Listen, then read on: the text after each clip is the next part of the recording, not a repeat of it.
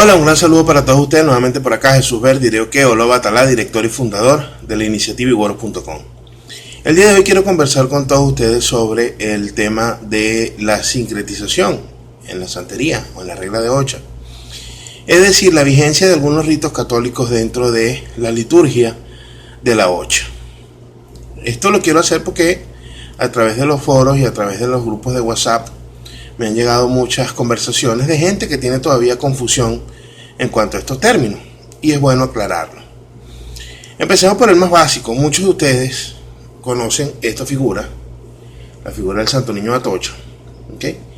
Y esta figura que está aquí no tiene absolutamente nada que ver con el Eguá hoy en día. Una época que por necesidad sí, y para eso tenemos que remontarnos a la Cuba de la época colonial, a la Cuba de la época de la esclavitud, donde llegaban grandes cantidades de barcos cargados de esclavos provenientes de África, sin ningún tipo de derecho, sin ningún tipo de posesión, solamente ellos y sus santos, que muchas veces se los traían tragados en el estómago. Entonces, ¿qué sucede? Junto con el español, a Cuba llegó la religión católica, y era un catolicismo mucho más severo que el de hoy en día, llegando al punto de decirle al dueño de la hacienda, al español, que si sus esclavos no se convertían al catolicismo, él tenía que matarlos. Y allí fue donde nacieron los cabildos. Los negros se pusieron de acuerdo, los esclavos se pusieron de acuerdo y dijeron, bueno, mira, no podemos permitir que nos maten. ¿Cómo resolvemos esta situación? Y la solución que encontraron fue bastante interesante. Ellos empezaron a estudiar los santos católicos con material que le entregaban los sacerdotes y empezaron a buscar similitud entre los santos católicos y las deidades que ellos veneraban. Todos sabemos que el Eguá es un niño. Entonces, todos aquellos que eran hijos del Eguá automáticamente se hicieron devotos del Santo Niño de Atocha. ¿Y qué es lo que ellos hacían? Por debajo de la figura, por acá, ellos rompían, corroían, abrían un orificio y metían a su santo Yoruba dentro de esa figura, y luego volvían a sellar con yeso, de manera que cuando el español pasaba, los veía prendiéndole vela y rezándole, llorándole a la figura del Santo Niño de Atocha, pero ellos en realidad le estaban rezando era a el Eguá. Es decir, que esas figuras del Santo Niño de Atocha, de Santa Bárbara, de la Virgen de las Mercedes, de la Virgen de la Caridad, de la Virgen de Regla, en su momento eran como las soperas de los santos, pues, por decirlo de alguna manera. Ellos metían dentro de esa figura los secretos de los santos para poderlos adorar sin que el español los matara. Eso cambió, ya eso no es así. Hoy en día, muchos años después, ya no tenemos necesidad de mantener esa correlación, porque en la gran mayoría de los países, me atrevo a decir que en todos, ya existe la libertad de culto. Entonces usted puede tranquilamente decir que usted es santero y que usted adora a el Eguá, que usted hijo del Eguá y tiene su Eguá en la puerta de su casa, usted hijo de Yemayá y tiene su mueble con sus santos sin problema. Entonces ya esa parte de que la gente me escribe, bueno, pero es que yo tengo un Eguá, si me están hablando del Eguá, para mí me están hablando de una piedra. Si me están hablando de hecho el Eguá, para mí me están hablando de una figura de cemento. La piedra entregada por un babalao, la figura de cemento entregada, la piedra entregada por un santero, la piedra entregada por un santero, que es el Eguá, y la figura de cemento es un hecho entregado por un babalao.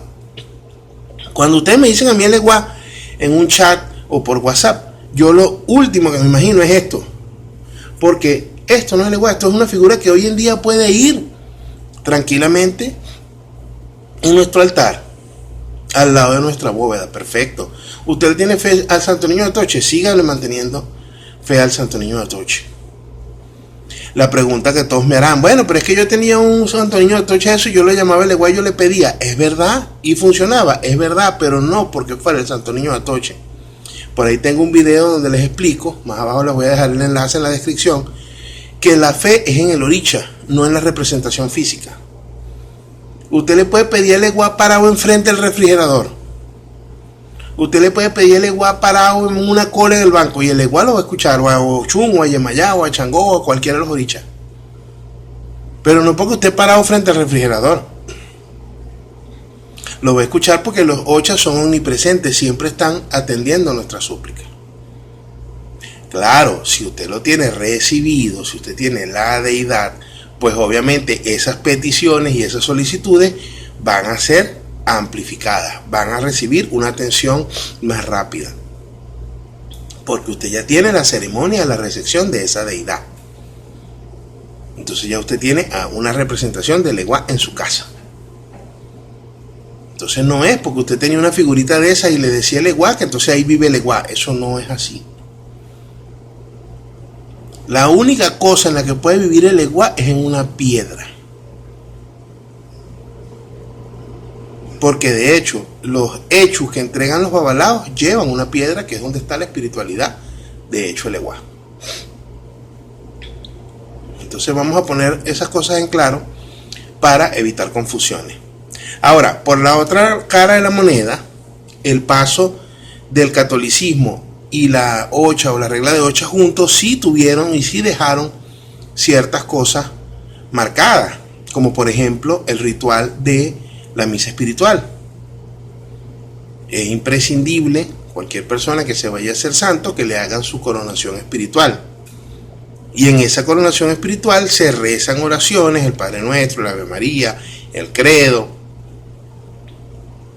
Entonces sí queda un vestigio de esa carga espiritual cuando se hacen ceremonias de ocha. Queda ese vestigio de esa carga católica en la regla de ocha actual. Entonces es importante mantener las buenas costumbres y vivir Odimeji, apegarse a las buenas costumbres y no pretender entonces transformar nuevamente esos ritos, porque en Nigeria no se hace así. Ya les he explicado en muchos videos que hoy en día existen dos ramas bien marcadas y bien diferenciadas: lo que es la religión nigeriana, la llamada tradicional, y lo que es la religión afrocubana, que es lo que se evolucionó o se transformó de la religión nigeriana que llegó a Cuba. Y a eso es lo que debemos apegarnos. ¿Por qué? Porque siempre uno puede hacer un estudio genealógico, vamos a decirlo de alguna manera, y llegar a los antepasados de uno en Cuba, porque todos los santos salieron de Cuba. Entonces es importante tener clara esa situación, tener claro que existen ciertas cosas que hay que hacerlas dentro de lo que es el área de la religión católica. Por ejemplo, mi madrina le pone a la rogación de cabeza un poquito de agua bendita, y el agua bendita sale de la iglesia. Mi madrina acostumbra, cuando hace un santo, presentar al yabó en la iglesia. ¿Por qué? Porque en esa época se hacía así y se conservó esa buena costumbre. Entonces es importante diferenciar los ritos, es importante saber de qué estamos hablando. Y aquí estamos hablando nada más de ocha. Ifá es otra cosa totalmente aparte, y el palo mayombe o la palería es otra cosa totalmente aparte. Y ninguno de esos ritos debe hacerse por gusto, señores. Porque como siempre le digo en mis videos, Dios nos respeta el libre albedrío. Usted puede hacer lo que usted quiera, pero no todo se debe. Yo en lo particular no le recomiendo a nadie que se raye en palo mayombe si no se lo han pedido de una manera firme, por lo menos en 2 o en 3 misas de investigación espiritual. Su cuadro guía espiritual no ha bajado a tierra y le ha dicho: mira, tú tienes que irte a rayar en palo mayombe. Eso no tiene nada que ver con el ángel de guarda de la persona, eso no tiene nada que ver con que si la persona es hijo de fulanito. No, eso no tiene nada que ver. Eso tiene que ver con que la persona en su misa espiritual le determinen eso.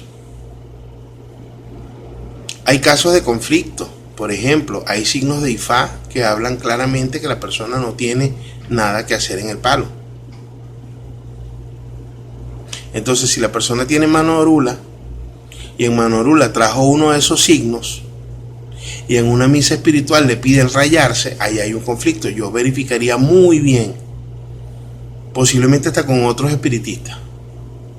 Porque como todos, señores, lamentablemente, si saben que es así, aquellos que no lo hagan, por favor no se sientan aludidos por este comentario, pero existe muchos espiritistas que te dicen, vamos a rayarte sencillamente porque es una plática más, por el interés monetario. Entonces no les interesa si tú necesitas o no rayarte, sino vamos a rayarte y salimos de eso una vez. Y entonces hay una gran cantidad de personas por ahí que tienen fundamentos incompletos, que no saben a qué rama pertenecen, no saben qué le hicieron, no entienden nada, sencillamente porque el padrino o la madrina les dijo, vamos a rayarte. El rayamiento es una situación muy delicada. Como explicaba en uno de mis videos hace poco, en el rayamiento uno está negociando con el espíritu de un ser humano.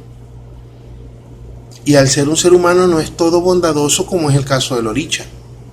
El ser humano, el alma del ser humano, el espíritu del ser humano está supeditado a corrupción, a chantaje, a envidias, a rabias. Entonces son unas energías bastante difíciles de manejar, que cuando están bien encaminadas caminan, sí, cuando están bien llevadas caminan, sí. Ese es el mejor aliado de una persona que tenga necesidad de rayarse y lo rayen como es y póngase muerto a caminar. Mira, no tiene padrote, pero no es fácil llegar ahí y no todo el mundo tiene que llegar ahí.